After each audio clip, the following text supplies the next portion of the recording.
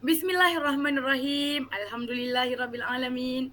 Wassalatu wassalamu ala asyrafil anbiya'i wal mursalin wa ala alihi wa sahbihi ajma'in. Amma ba'd.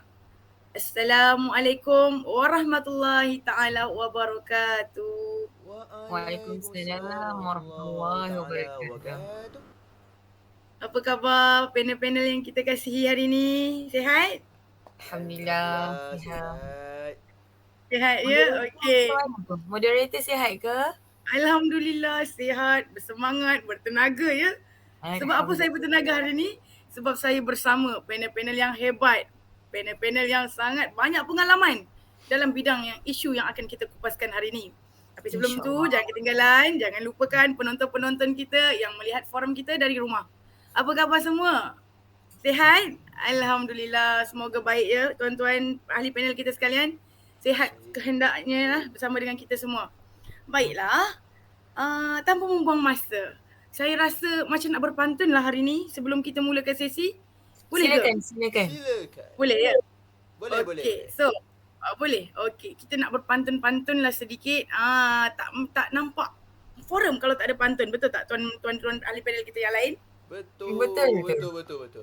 Okey, dia tidaklah pantun. Okey, tapi rasanya semua orang dah selalu dengar pantun ini. Saya ambil je balik. Saya recycle je balik, okey? Melayang serindit di atas permatang, merbah berkicau di hujung muara. Pemanis kata, selamat datang. Awal bismillah, pembuka bicara. Assalamualaikum dan salam sejahtera. Pembuka kata, indah bicara. Izinkan saya mulakan acara. Semoga majlis disambut ceria. Alhamdulillah. Alhamdulillah. Baik. Alhamdulillah. Kita kembali kepada tajuk kita hari ini berkaitan pengajian kurikulum pendidikan Islam. Sebelum itu, saya ingin memperkenalkan ahli-ahli panel untuk e-forum berkaitan pendidikan seks untuk anak di sekolah rendah. Bersama panel-panel jemputan kita yang cukup hebat pada pandangan saya, yang cukup bersemangat, yang cukup berilmu untuk kita sama-sama mengupas isi untuk dikongsikan bersama para hadirin dan pendengar sekalian. Sebelum itu, moleklah kiranya saya memperkenalkan juga diri saya. Nama saya Nur Naziha binti Baharun. Saya merupakan salah seorang tenaga pengajar di SRA Medan Harun Petaling Jaya. Bersama dengan saya, dari tadi kan saya cakap orang-orang hebat kan. Tapi saya ulang lagi sekali. Bersama dengan saya ahli panel yang hebat. Tak dilupakan. Nanti kita mintalah kita punya ahli panel untuk memperkenalkan diri. Silakan panel yang pertama. Silakan Ustaz Muhammad Arif untuk memberikan sikit suai kenal pada hadirin-hadirin sekalian. Okey, terima kasih kepada tuan moderator yang amat sudi untuk saya memperkenalkan diri saya, iaitu nama saya Muhammad Arif bin Muhammad Syabul Fadilah dan saya merupakan salah seorang tenaga pengajar di Sekolah Rendah Agama Integrasi Sungai Cincin. Apa khabar moderator kita pada hari ini? Alhamdulillah, sihat. Nampak happy ya Ustaz Arif hari ni. Semua okey? Alhamdulillah. Kita sangat-sangat okey. Kita sangat-sangat okey. Kita kena okey. Okey, terbaik Ustaz Muhammad Arif. Baiklah, terima kasih atas pengenalan yang singkat dari Ustaz Muhammad Arif. Kita teruskan kepada panel kita yang kedua. Silakan Ustazah yang manis. Bismillahirrahmanirrahim. Assalamualaikum warahmatullahi wabarakatuh. Nama saya Siti Zulaikha binti Bakri. Saya berkhidmat di SRA Sungai Udang Kelang. Baru setahun, tapi insya-Allah untuk mengupas isu malam ini saya akan bawakanlah sedikit pengalaman saya bersama anak-anak Rekop Selangor yang mana saya menjadi guru Rekop sejak daripada 2015 sampai sekarang. InsyaAllah isu malam ini memang sangat-sangat menyentuhlah keadaan mereka di rumah pemulihan. Terima kasih Puan Moderator. Alhamdulillah, terima kasih kepada Ustazah Zulaikha. Untuk makluman semua, Rumah Ar-Rekop itu merupakan salah satu daripada usaha bakti yang telah dilaksanakan oleh Jabatan Agama Islam di bawah apa tu ya, Ustazah Zulaikha, kalau boleh kongsikan sikit? Kalau rekod ni dia bawah Majlis Agama Islam Selangor. Kalau sekolah bawah Jabatan Agama Islam Selangor. Dia masih lagi dalam kawalan yang sama, cuma dua perbezaan sedikit lah. Satu Maiz, Faham, satu faham. Jabatan. Bagus sangat.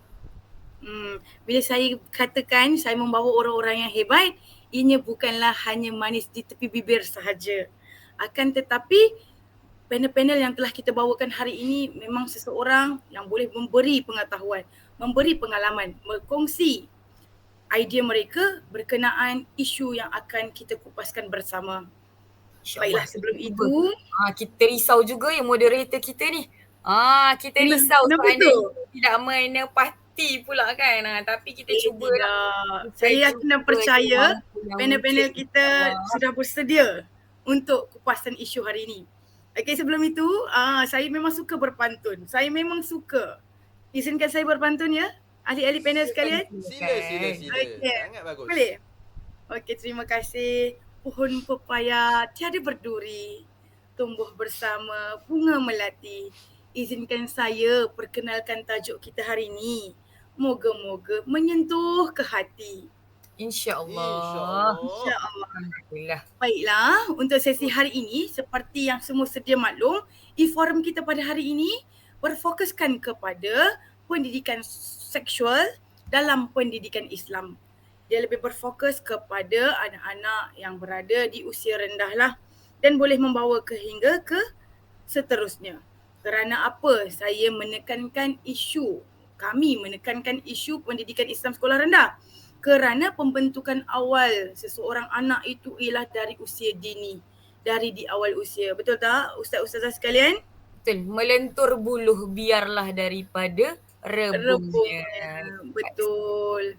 Baiklah, antara beberapa perkara yang akan menjadi topik perbincangan hangat untuk kita kupaskan bersama, kita akan kupaskan tentang apa itu pendidikan seksual secara umum dan juga secara pendidikan Islam. Kita akan kupaskan juga apa kepentingannya pendidikan seksual ni. Dan kita akan kaitkan juga isu semasa yang timbul dalam masyarakat milenial kita hari ini. Dan kita bukan hanya ingin melihat kepada masalah, tetapi kita nak lihat juga ya Ustaz-Ustazah, apa solusi yang terbaik yang boleh diberikan untuk panduan bersama. Boleh Ustazah hari ini kita kongsikan bersama-sama? InsyaAllah. Ilmu, pengetahuan untuk rujukan hadirin hadirat yang dihormati Allah sekalian. Baiklah, sebelum kita pergi kepada panel yang pertama, saya ingin memberi sedikit pandangan daripada sudut apakah itu seksual, apakah itu pendidikan seksual. Kalau kita lihat pendidikan seksual, dia merupakan satu perkara yang sangat tabu. Bila kita sebut tabu, ia satu perkara yang sukar untuk kita bicarakan secara umum. Bila kita ingin menerangkan, apabila pihak pengurusan kita memaklumkan tajuk kita hari ini ialah berkaitan pendidikan seksual, terdapat DM ya, direct message daripada penonton-penonton kita. Kenapa membawa isu ini ke peringkat ini? Kenapa tidak tertutup sahaja? Kerana isu ini merupakan isu sensitif dalam masyarakat kita. Tetapi sedar atau tidak sedar, terima atau tidak terima, isu pendidikan seksual ini merupakan satu isu yang besar yang perlu kita ambil tahu, yang perlu kita fahami, yang perlu kita kupas bersama. Betul tak Ustaz dan Ustazah? Betul kan?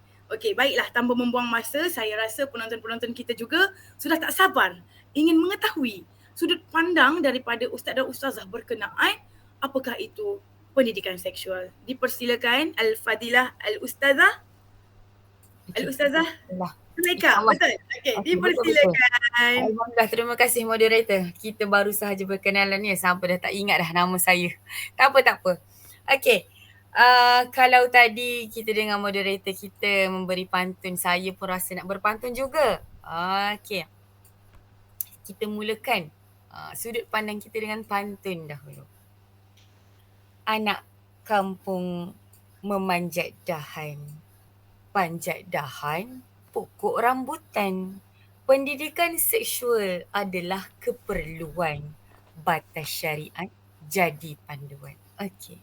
Jadi tak jauh lah daripada apa yang moderator kita cakap tadi, kewajipan untuk mempelajari pendidikan seksual ni adalah kerana dia sesuatu keperluan yang memang mesti diterapkan.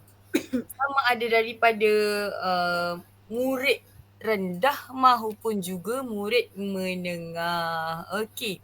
Jadi menurut sudut pandang satu adalah pendidikan seksual dalam konteks pendidikan Islam merangkumi perbahasan nilai-nilai moral.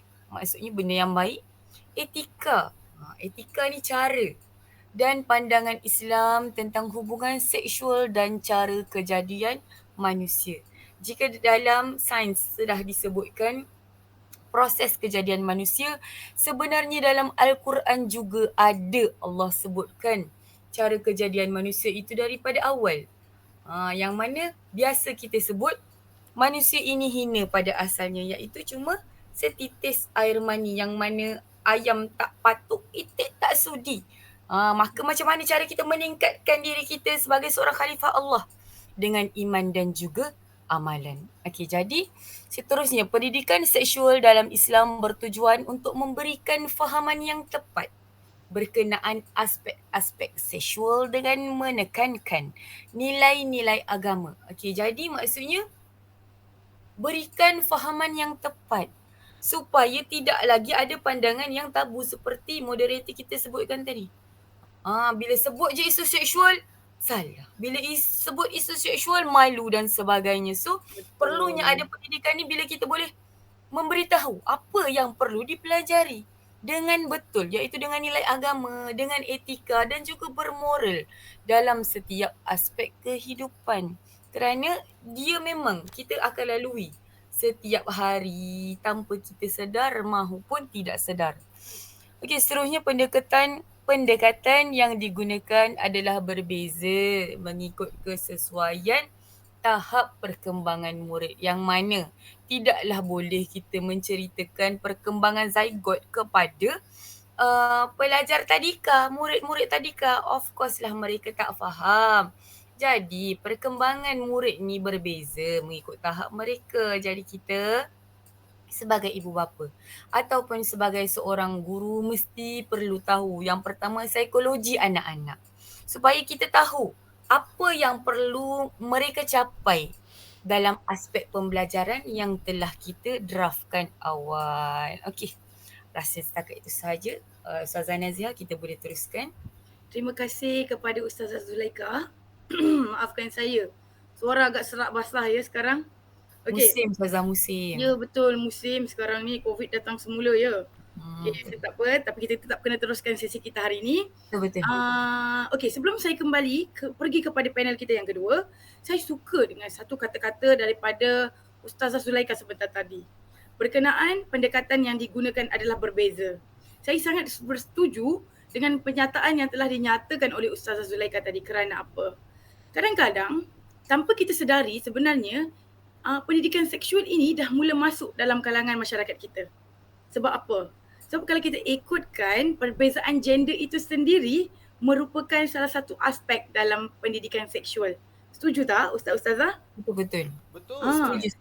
Kan? Betul kan? Betul Kerana sangat. apa? Bila kita lihat dalam masyarakat kita hari ini, kita akan berjumpa dengan pelbagai fahaman. Fahaman yang dimaksudkan di sini, kita telah muncul pelbagai masalah-masalah seperti liberal, feminisme dan sebagainya. Dan ada juga di negara-negara barat, mereka menyatakan bahawa anak-anak ini tak perlu diajar berkenaan gender. Biar mereka sendiri yang memilih untuk masuk ke gender mana.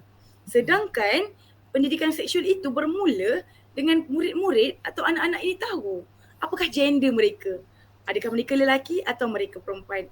Supaya apa? Supaya mereka tahu siapa diri mereka. Jelas tentang peribadi mereka lah. Daripada sudut pandang tahap umur mereka.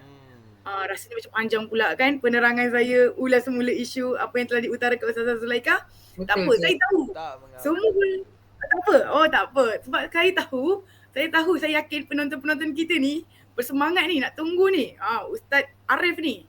Untuk makluman semua, Ustaz Arif ni merupakan salah satu pelopor dan pendakwah muda yang wujud di USIM pada awal tahun 2019 terlebih dahulu.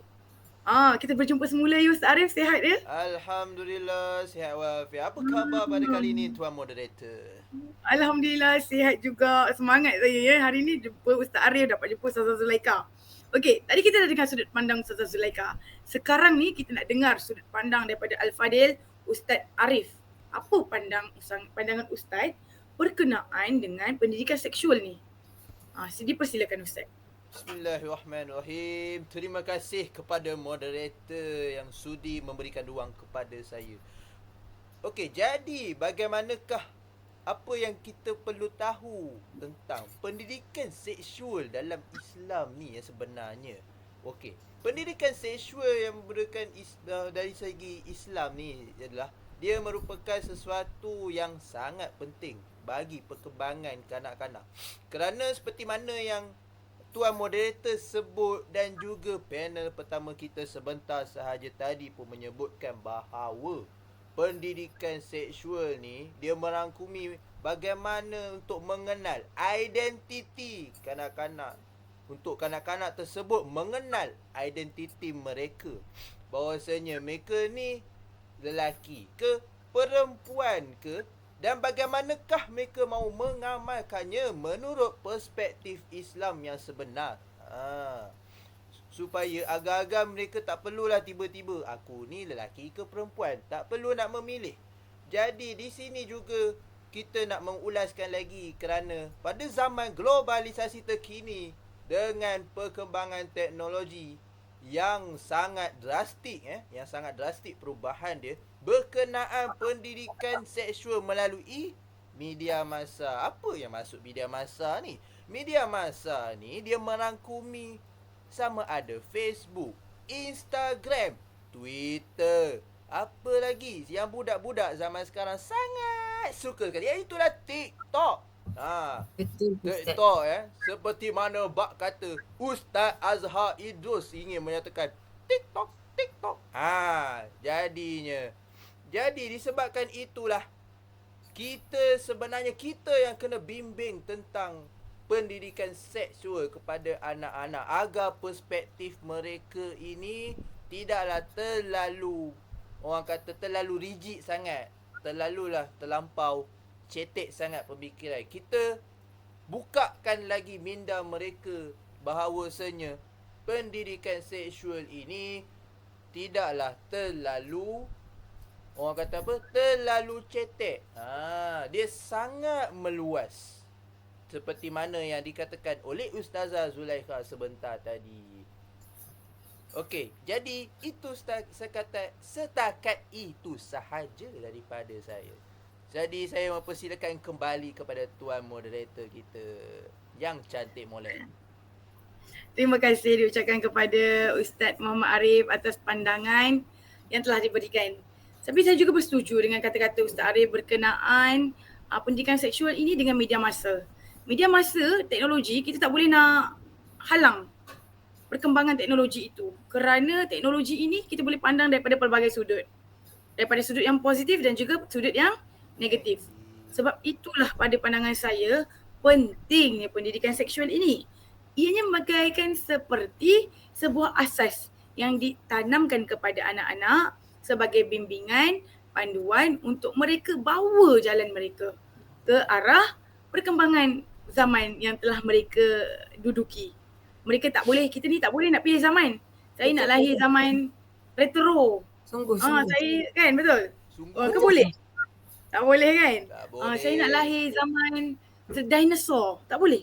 Kita tak boleh ada pemilihan tersebut. Kita lahir-lahir, qada dan qadar kita dah tetapkan zaman apa yang kita lalui.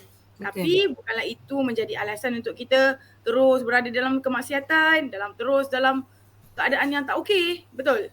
Kita sendiri kena pandai pilih dan perlulah memberi bimbingan kepada anak-anak ini untuk terus berada di landasan yang betul. Okey, bila kita cakap tentang isu seksual ini, pendidikan seksual ini, kita suka untuk kaitkan pendidikan seksual ini berkaitan dengan pendidikan Islam yang telah mereka pelajari di sekolah. Di SKP, Dokumen Standard Pembelajaran di Sekolah telah menerapkan beberapa isu-isu penting untuk ditelusuri untuk diambil perhatian oleh guru-guru dan juga murid-murid. Betul tak Ustaz dan Ustazah? Betul tu. Betul. Setuju sangat tu. Betul kan? Okey. Berdasarkan kepada sesi pengajaran kita di sekolah, saya percaya kebanyakannya panel-panel kita hari ini merupakan Ustaz dan Ustazah di sekolah-sekolah. Betul? Sungguh. Kan? Betul, sungguh. Sungguh kan? Kita melihat situasi yang berlaku dalam kalangan murid-murid kita. Dan kita melihat silibus pendidikan itu dalam kita punya silibus pendidikan rekod pengajian tahunan kita. Bidang-bidang tertentu, contoh fiqah, ibadah, akidah. Okey. Apakah kepentingannya kita mempelajari isu pendidikan seksual ini? Dalam masa yang sama saya nak tanya Ustaz dengan Ustazah, bagaimana dalam kita mementingkan pendidikan isu seksual ini dan kaitkan dia dengan pendidikan Islam yang telah mereka pelajari di sekolah. Boleh kita teruskan? InsyaAllah, insyaAllah kita cuba. Moderator mana? Moderator mana? Panel mana yang nak mulakan memberi isi terlebih dahulu? Silakan. InsyaAllah ya. InsyaAllah. Saya sambung dahulu. Boleh, sila. Okey. Sebelum kita nak meleraikan kekusutan kepentingan belajar ilmu pendidikan seksual ni, saya nak kutip sedikit lah yang Ustazah Nazihah sebut tadi. Kita tidak boleh pilih zaman. Okey. Saya sebenarnya teringat zaman maksiat ini bukan zaman kita sahaja. Lebih-lebih lagi lah jika berkenaan tentang seksual ini, yang mana telah disebutkannya jelas nyata dalam Al-Quran, yang mana ada disebutkan pada zaman Nabi Lut. Kita semua sudah tahu ketika itu walaupun tidaklah didedahkan dengan media sosial, tapi mereka menjadi kaum yang pertama terjerumus ke dalam lembah LGBT ataupun kita kenali sebagai lesbian, gay, lagi satu apa? Transgender. Transgender dan akhir sekali adalah Bisexual. Bisexual. Pelik-pelik sekali kan. Maksudnya benda ni bukan baru ya tuan-tuan. Benda ni bukan baru, dah lama dah ada. Maksudnya janganlah kita kata mana datanglah benda-benda ni kan. Jadinya benda ni dah memang ada, cuma belum masanya Allah tunjukkan pada orang-orang yang terdekat yang kita tahu. Kalau macam saya memang jumpalah orang-orang macam ni kan. Tapi tidaklah kita melihat mereka dengan pandangan jijik ataupun yelah pandangan hina kan, sebab mereka juga kadang-kadang mereka tak sampai, ilmu macam ni tak sampai dekat mereka. So kita lah sebagai pendidik, bukan kata dah besar baru ajar, masa kecil lagi. So dekat sekolah lah ketika diorang masih boleh dibentuk, ketika inilah ketika dalam proses pembelajaran formal iaitu darjah 1 sehingga darjah 6. Okay, jadi balik kepada perbincangan kita yang mana moderator tanya tadi, kenapa kepentingan mempelajari pendidikan seksual dalam pendidikan Islam. Okey, yang pertama, supaya murid ada keterbatasan dalam mencari sendiri maklumat dari sumber bacaan dan juga perbincangan rakan sebaya yang lebih menjurus kepada mahu mencuba dan melaluinya dengan pengalaman sendiri. Okey, kita tahu zaman kita murid-muridnya sangat hebat, sangat advance dan sangat mencabar. Seperti yang digariskan dalam TS25 transformasi 25, yang mana semua sekolah mengamalkan guru hanya sebagai apa? Sebagai pembimbing. Pemudah cara, betul. Pembimbing dan juga pemudah cara. Jadi kebanyakannya memang murid lah perlu cari sendiri. Jadi bila mereka ni dah biasa cari sumber sendiri, memang tak dapat dinafikan. Lebih-lebih lagi lah isu seksual ni diorang suka search sendiri. So kita tak nak benda ni berlaku supaya mereka tidak terdedah dengan perkara yang tidak sepatutnya. Jadi kita perlu ajar di sekolah dengan cara yang betul, dengan kaedah yang tepat supaya apa yang kita nak diorang capai. Okey, itu yang pertama. Yang kedua, supaya murid ni dapat bezakan perlakuan yang selamat dan yang boleh membahayakan. Perlakuan selamat ni contohnya berkawan. Tidaklah kita kata lelaki tak boleh dekat dengan perempuan. Kalau macam tu tak boleh juga. Nanti kerjanya tak jadi. Nanti buat alasan Ustazah, Saya tak ada, itulah saya tak ada inilah macam-macam kan, ialah anak-anak kita kan. Lagilah anak-anak sekolah rendah macam-macam kerenahnya. Itu tak boleh Jadi elak Ustazah. betul. Jadi Alasan mesti sentiasa ada. betul. Sebagai seorang guru, kita janganlah pula tunduk kepada alasan mereka. Kita kena bagi tahu. Kalau macam ni, jadi macam ni. Kalau macam tu, jadi macam tu. So, kalau macam cerita pasal pendidikan seks ni, apa yang selamat? Boleh je kalau kita kata nak duduk lelaki dengan perempuan. Maksudnya duduk di sini tidaklah bersebelahan tu bersenggol ke tidak. Cumanya kalau kita susun dekat dalam kelas kan, periksa ke contohnya, tidaklah kata tak boleh nak sama langsung, boleh, tak ada masalah. Yang tak boleh apa? Bersentuhan. Walaupun mereka cuma budak-budak ya, walaupun mereka cuma budak-budak yang sentuh tak rasa apa, tapi kita kena bagi tahu daripada awal. Lelaki tak boleh sentuh perempuan. Perempuan tak boleh sentuh lelaki. Jangan gatal nak tepuk-tepuk kawan. Jangan kata nak pukul-pukul ke, tak boleh. Sebab sentuhan ni daripada kecil-kecil ni nanti dia dah biasa. Dah biasa daripada kecil, lama-lama pun sentuh juga. Saya tak cakap jauh lah. Tapi benda ni wujud dalam lingkungan. Lingkungan tempat kerja. Kan lelaki dengan Betul perempuan macam Ustazah, setuju. jadi Betul, seperti lebih setuju. betul tu kan. Kita ni nak ajar budak-budak. Budak-budak tengok kita. Kalau kita tunjuk contoh yang tak baik, macam mana murid nak ikut? Jadi kita at least di sekolah, at least di tempat kerja, tunjuklah contoh yang baik untuk anak-anak ikut. Okey. Seterusnya, menjaga maqasid syariah. Okey, dekat mana-mana ya dalam hukum Islam memang 5 perkara ni dia jaga sangat, apa-apa pun. Memang 5 perkara ni lah yang dia nak sentuh. Tapi dalam untuk sesi malam ini kita fokus kepada agama lah yang pertama. Kenapa agama? Sebab agama sangat menjaga nyawa, akal dan keturunan penganutnya, iaitu Islam ni lah kan, agama Islam. Kenapa? Sebab kalau agama lain ada yang tak kisah pun, lelaki dengan perempuan bersama, lelaki dengan lelaki bersama, perempuan dengan perempuan bersama, diorang tak kisah. Tapi dalam Islam tak boleh. Dalam Islam lelaki suka perempuan normal. Cuma mesti ada batas syariat. Tapi kalau lelaki sama lelaki, perempuan sama perempuan, itu memang tidak normal dan agama haramkan. Memang tak boleh ya. Lepas tu nyawa. Nyawa kenapa kita takut? Kalau ada anak-anak yang tergelincir tanpa bimbingan, mereka jadi stres. So stres ni kita sentuh pada akal ni juga kan.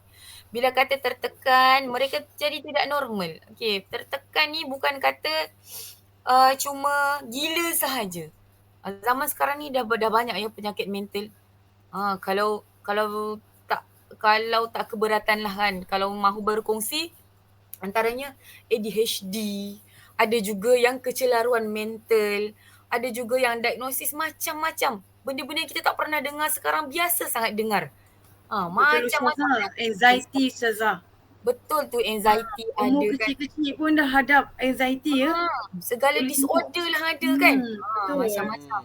Sebenarnya ni semua insya-Allah lah boleh untuk dikawal. Bukan kata kita elak.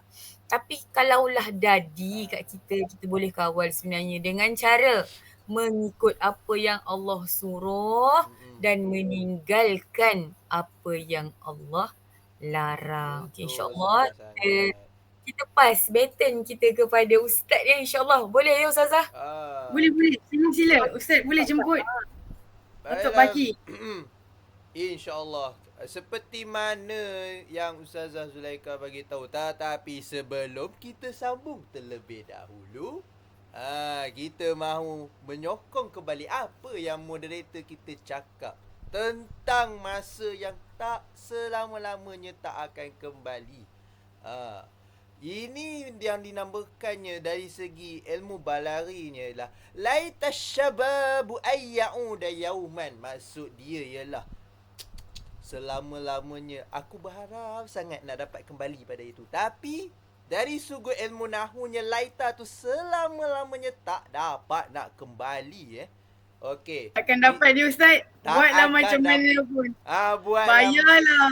Mahal pun kan Ustaz, betul? Ya. Bayarlah walaupun dengan satu gunung emas sekalipun. Memang masa tidak akan dapat kembali. Kita nak masuk zaman kecil, kita nak bermain kembali, main polis entry pun tak akan dapat.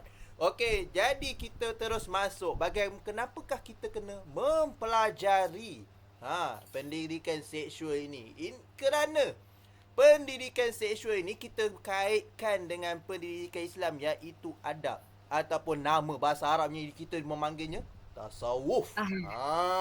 Ilmu tasawuf inilah yang sebenarnya antara 3 ilmu yang kita mesti belajar. Kenapa perlu kita mempelajari ilmu tasawuf ini?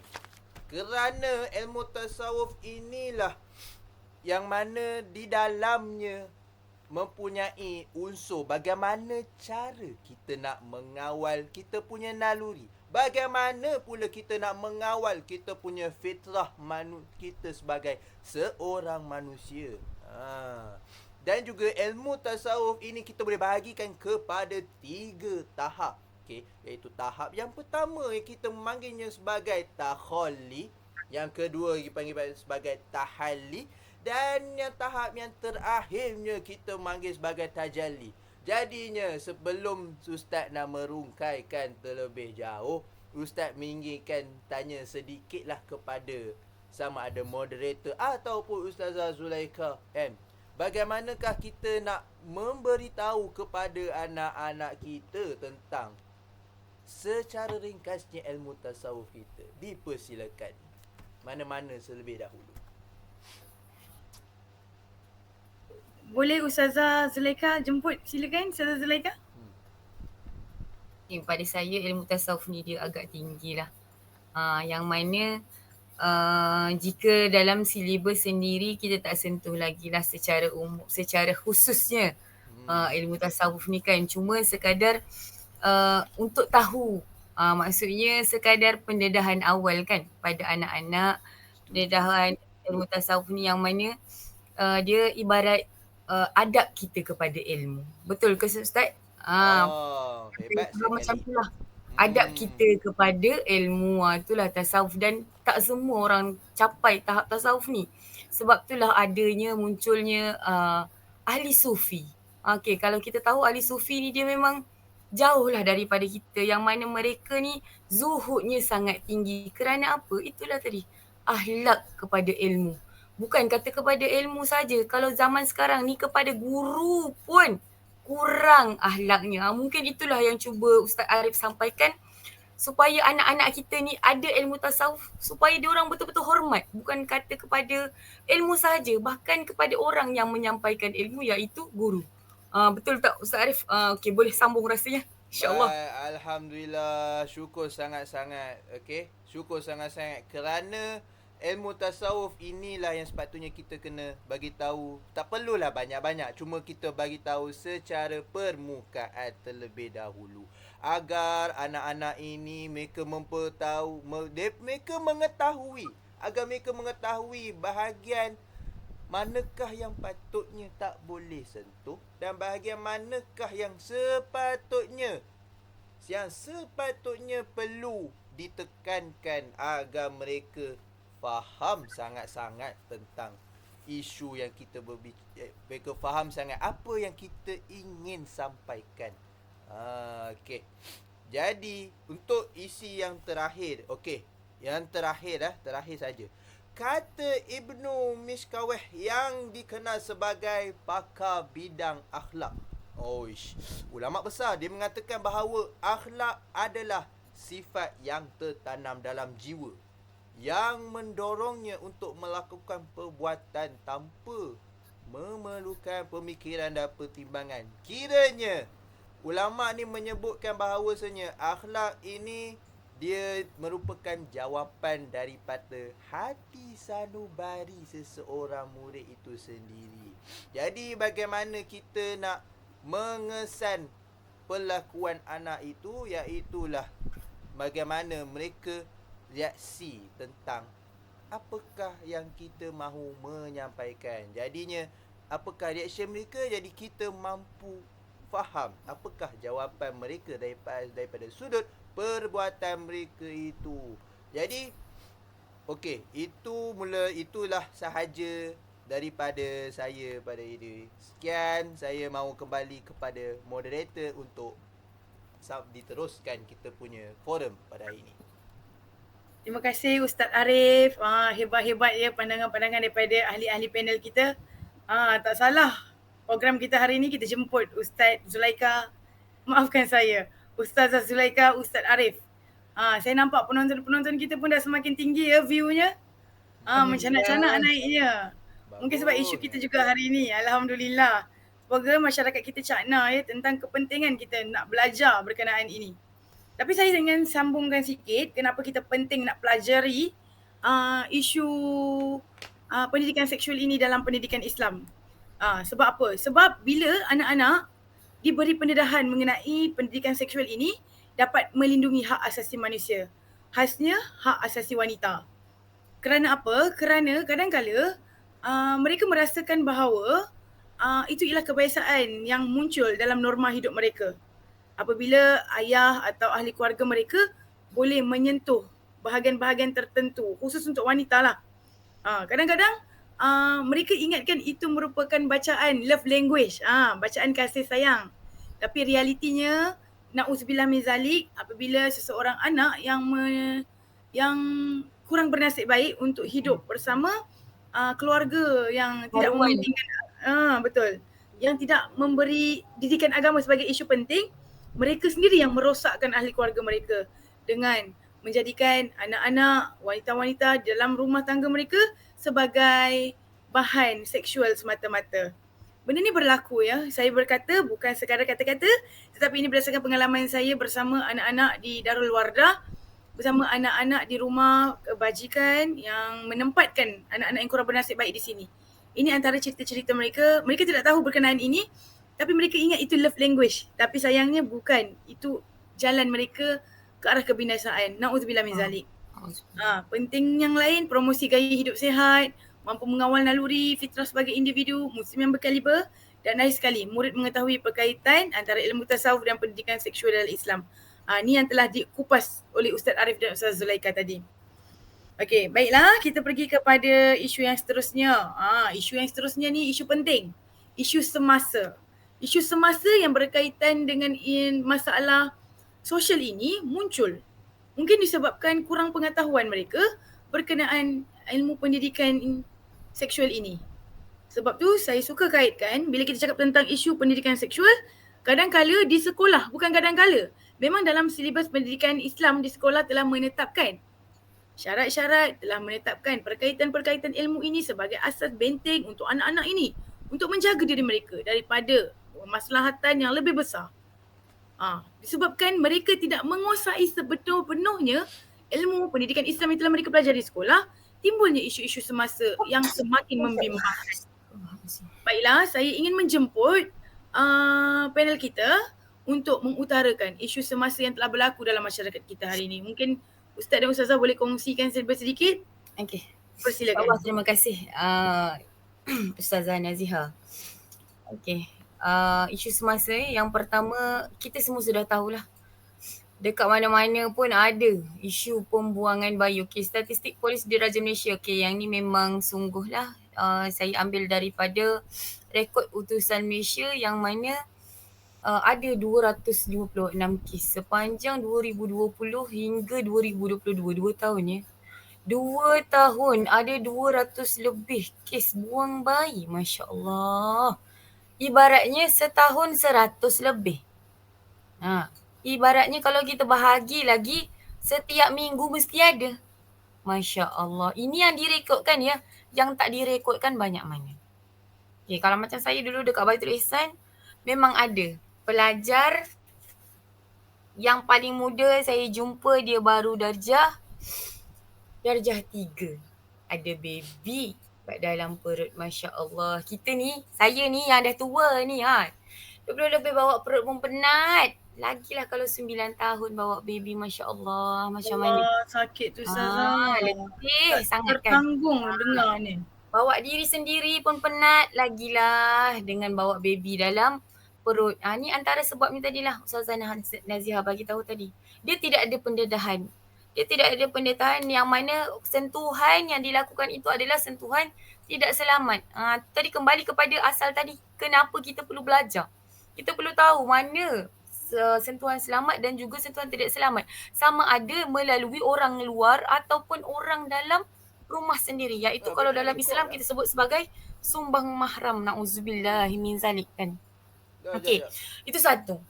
Isu pembuangan bayi ni Adi disebutkan oleh kita punya Datuk Nancy iaitu Menteri Pembangunan Wanita dan Keluarga. Sebenarnya benda ni bukan barulah. Benda ni bukan baru dan telah dipandang lah. Maksudnya kita punya kerajaan pun sedang mencari jalan. Mencari jalan supaya perkara ini tidak berlarutan, supaya perkara ini tidak membahayakan generasi akan datang sebenarnya. Okay, Alhamdulillah lah kita ada kerajaan yang cakna. Jadi maka kita lah sebagai seorang guru lebih-lebih lagi lah perlu mengaplikasi dan mengadaptasi teknik yang sesuai, cara yang sesuai, sentuhan yang baik supaya anak-anak kita ni baik lelaki maupun perempuan mereka betul-betul jaga batasan mereka. Bila kata jaga batasan, insya-Allah jauhlah daripada perlakuan yang tak baik ni. Okay, baik seterusnya. Jika tadi cerita berkenaan pembuangan bayi, yang kedua adalah isu kecelaruan gender. Masya Allah. Na'udzubillahi min zalik. Bukan kata luar negara. Dalam Malaysia pun ada isu kecelaruan gender. Lahirnya lelaki bila dah besar mengaku perempuan. Lahirnya perempuan bila dah besar mengaku lelaki. Astaghfirullahalazim. Kita tak tahu apa yang mereka rasa. Tapi dalam masa yang sama kita tidaklah menyalahkan mereka 100%. Mungkin juga persekitaran keadaan hidup yang menyumbang kepada perubahan mereka macam tu. Tapi apa pun dia punya alasan, kita tak boleh mengiyakanlah perbuatan tu itu sebab Allah dah kata haram. Jelas kan Allah kata yang haram itu jelas, yang baik itu pun jelas kan. Maknanya kita dah tahu yang perempuan mesti perempuan sampai bila-bila. Yang lelaki pun mesti lelaki sampai bila-bila. Baru-baru ini mengejutkan dunia apabila ada negara luar yang tidak lagi menggunakan she ataupun he. Maksudnya kata dia tak mengaku dia lelaki, dia juga tak mengaku dia perempuan. Maka dia apa? Dia adalah it. Okay, dalam bahasa Inggeris it ni sesuatu benda. Benda yang tak ada mempunyai jantina. Masya Allah. Nak jadi apa dengan generasi kita? Kita perlu tahu perkara ini dan sangat perlu untuk didedahkan kepada anak-anak kita supaya apa? Supaya mereka tidak mengikutlah jejak langkah orang-orang di luar ni, orang-orang di luar Malaysia yang telah pergi kepada satu minda yang kita tak dapat fikir sebelum ni. Boleh pula kan dia jadi dia boleh jadi sesuatu yang bukan orang, yang tidak ada gender. Masya Allah. Jadi kita kembali lagi kepada keperluan belajar ni supaya belajar kita. Khasnya belajar kita. Jika dengan orang luar kita punya suara tak laku, betul tak Ustazah? Kan? Ada ni. Orang luar, ada tak orang luar nak dengar cakap kita? Tak ada. Tapi dengan anak suka. Dalam kelas kita sendiri, insya-Allah diorang akan ingat. Kalau bukan hari ini, 10 tahun akan datang, diorang akan ingat apa kita cakap. Sebab itulah kita sebagai seorang guru sangat-sangat berperanan untuk menyampaikan perkara yang benar kepada anak-anak kita. Okey. Kita minta Ustaz untuk sambung. Okey, bismillah. Jadinya sebelum Ustaz nak masuk dekat belah mangsa kekerasan seksual, maka Ustaz ingin menyokong sedikit. Boleh kan Ustazah Zulaikha? Silakan. Okay. Memang kena sokong Ustaz. Memang kena sokong Ustaz. Okey. Ada berita yang baru-baru saja keluar tentang baby hatch. Pusat pemusatan bayi luar nikah. Dah mula ingatkan sedikit sahaja. Rupa-rupanya dah merata seluruh Malaysia Dah merata seluruh Malaysia. Kiranya pula lah jadi pelik dah terbalik. Asalnya kita nak mencegah zina. Bila dah buat banyak pula baby hatch ni, iaitu pemusatan anak luar nikah. Lagilah orang suka. Lagilah pula lah berlakunya penzinaan di merata-rata tempat pula. Bila dah jadi begitu dah lain pula jadinya. Daripada kita nak mencegah penzinaan jadi menggalakkan pula. Itu yang berlaku pula. Dah makin menjadi-jadi. Sekarang berita baru-baru ni saja keluar. So Ustaz Arif. Oh ya? Boleh saya sambung sikit tak berkenaan isu penempatan bayi H tadi tu? Betul, setuju sangat. Okey. Ikut perkiraan saya sebagai salah seorang warga pendidik di pusat rumah yang menempatkan anak-anak begini, saya percaya tujuan pemusatan itu bukanlah sebagai penggalak. Betul. Saya yakin dan percaya pembinaan perumahan tersebut untuk menempatkan anak-anak di luar taraf tersebut, di dalam perumahan tersebut bukanlah untuk menggalakkan, tetapi hanyalah untuk menjaga. Betul. Menjaga kewibawaan anak-anak tersebut apabila mereka dewasa, daripada diletakkan di tong sampah, daripada menjadi mangsa makanan binatang buas seperti yang telah berlaku sebelum ini. Cumanya perkiraan saya, pendedahan yang diberikan kepada ibu-ibu yang melaksanakan perkara ini, mereka tiada ruang bertaubat. Mereka tidak mencari ruang untuk bertaubat. Sebab itulah munculnya situasi-situasi begini. Saya faham penubuhan rumah tersebut untuk apa, tapi manusia yang diberikan akal oleh Allah tidak menjalankan tanggungjawab sepatutnya sebagai khalifah di muka bumi itu, menjadikan perumahan tersebut sebagai satu tempat, ini tempat selamat aku. Betul tak Ustaz Arif? Ustazah Zulaikha? Betul. Isu ni kalau kita debatkan agak panjang, betul? Yes. Tak cukup masa kita yang tinggal beberapa minit saja ni. Tak apa, nanti kita akan kupas isu rumah H tersebut dalam sesi yang lain. Okey, Tapi saya suka poin yang diberikan oleh Ustaz Arif. Terima kasih Ustaz Arif. Okey, betul. Teruskan Ustaz Arif untuk sambung sesi kita. Okey, kita masukkan kepada dari segi kekerasan seksual.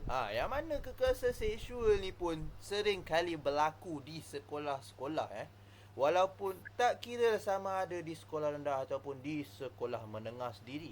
Yang mana menurut pengalaman Ustaz lah, bila Ustaz pergi ke sekolah, mana-mana sekolah pun, walaupun sekolah itu sekolah berasrama penuh ke, walaupun sekolah itu sekolah biasa ke, tetapi seringkali terjadi di sekolah biasalah, yang mana kekerasan seksual ni, lelaki dengan perempuan ni asyik main sentuh saja tanpa mengira batas. Padahal seperti mana yang kita tahu, dalam Islam pun ada juga batasnya, ada juga peraturan dia. Ini tidak. Biasalah bila dah kurangnya pengetahuan seksual, maka main langgar je lah. Kalau ada pagar pun di depan, manakah pula nak dapat sagu dia kan. So bila ada pagarnya di situ, dia pun rempuh lah sekali kan. Okey, kita masuk kepada bapa makan anak. Bapa makan anak ni isu yang besar juga. Sebabnya ada juga isu yang mana mereka menjadikan anak mereka ini sebagai hamba untuk seks. Bahaya sama sekali lah. Menjadikan anak mereka ni sebagai pelacur di kelab-kelab tu.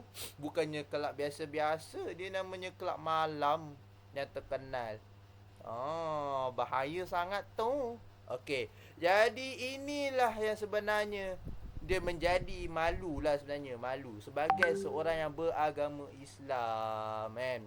Okey, jadi itu setakat itu sahajalah daripada saya So kita kembali kepada moderator kita yang dikasihi. Terima kasih diucapkan kepada Ustazah. Okey, kita sambung sikit lah tentang isu semasa. Isu menunjukkan kemaluan di khalayak umum. Bila pendidikan ilmu seksual ini tak diberikan kepada anak-anak mengikut tahap umur, mereka tanpa segan silu menunjukkan kemaluan mereka di khalayak ramai. Okey, ini ialah kisah benar yang telah berlaku di Malaysia baru-baru ini. Saya rasa pada awal tahun yang lalu, di mana pelajar sekolah tadika menunjukkan kemaluan mereka di hadapan kawan-kawan yang lain. Mereka merasakan itu bukan sesuatu perkara yang salah. Sebabkan itu pentingnya ilmu pendidikan seksual ini kepada anak-anak supaya tahu apa boleh tunjuk, apa tak boleh tunjuk, apa kena tutup, apa yang tak boleh disentuh orang dan sebagainya. Saya rasa masa sangat-sangat mencemburui kita.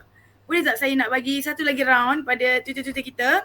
Maafkan saya, bukan pada Twitter-Twitter. Maksud saya pada panel-panel kita. Allah, Twitter pula kita sebut. Okey, saya nak bagikan pada panel-panel kita untuk memberikan sedikit sebanyak solusi yang paling ringkas, yang paling padat, yang paling menyelah.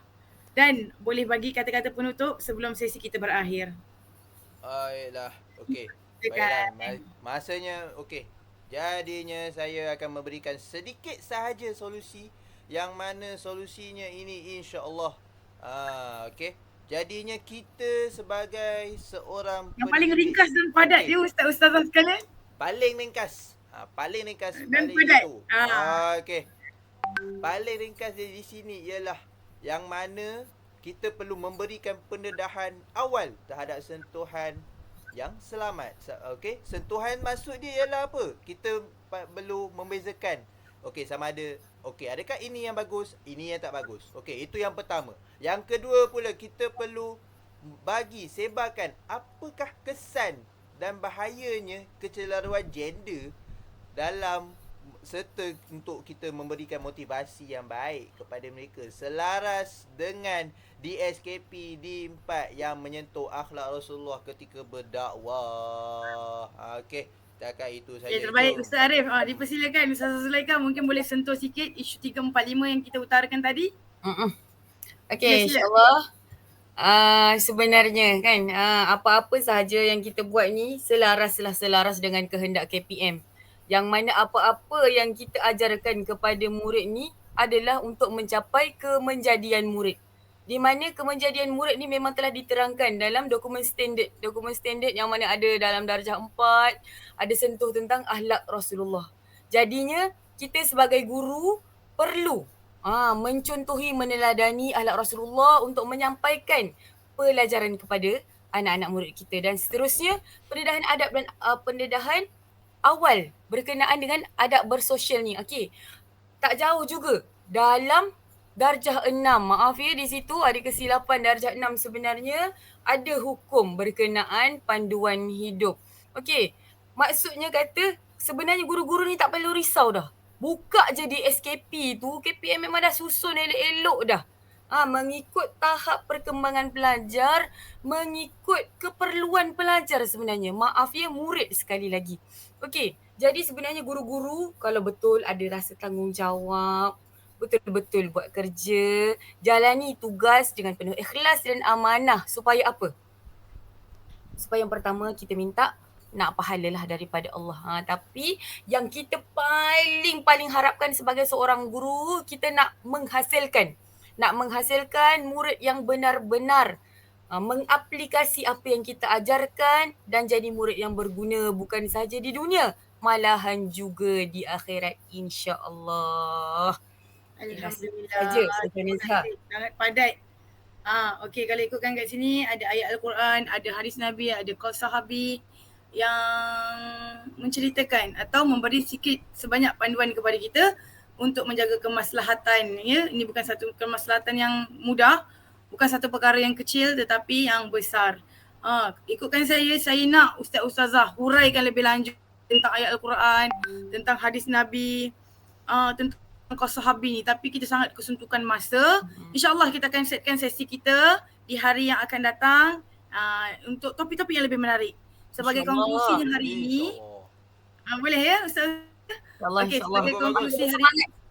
Sebagai konklusi hari ini saya nak kongsikanlah kata qaul sahabi.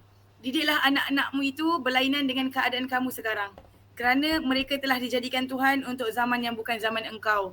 Kata-kata daripada Saidina Umar Al-Khattab. Dan anak-anak tu adalah anugerah Allah. Ibaratnya anak-anak tu ibarat kain putih, ibu bapa yang mencorakkan dia, ibu bapa lenturlah dia. Nak warna apa? Kuning, biru, oranye, putih. Silalah. Sebab dia memang warna putih.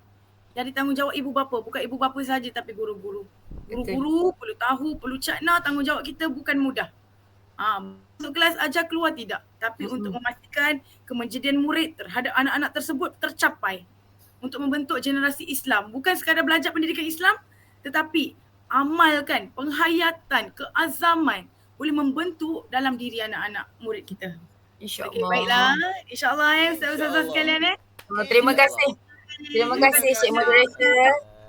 Terima kasih banyak pada ustaz-ustazah atas perkongsian yang sangat bermakna saya kira untuk saya, untuk hadirin dan hadirat sekalian. Ya, dalam talian kita ramai yang nak tanya sebenarnya tapi sangat kesuntukan masa, maafkan kami.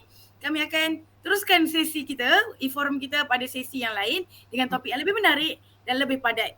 Sekian itu sahaja daripada kami. Terima kasih kerana mendengar. Saya moderator anda, Ustazah Nur Naziha binti Baharun, dan rakan saya Ustazah Siti Zulaika dan Ustaz Arif. Mohon maaf andai kata tersalah bicara. Yang baik semua datang daripada Allah, yang kurang datang daripada kelemahan diri kami sendiri. Kita tutup majlis kita, sesi ilmu kita hari ini dengan sekali tasbih kifarah dan surah wal-an. Sehingga bertemu lagi. Assalamualaikum.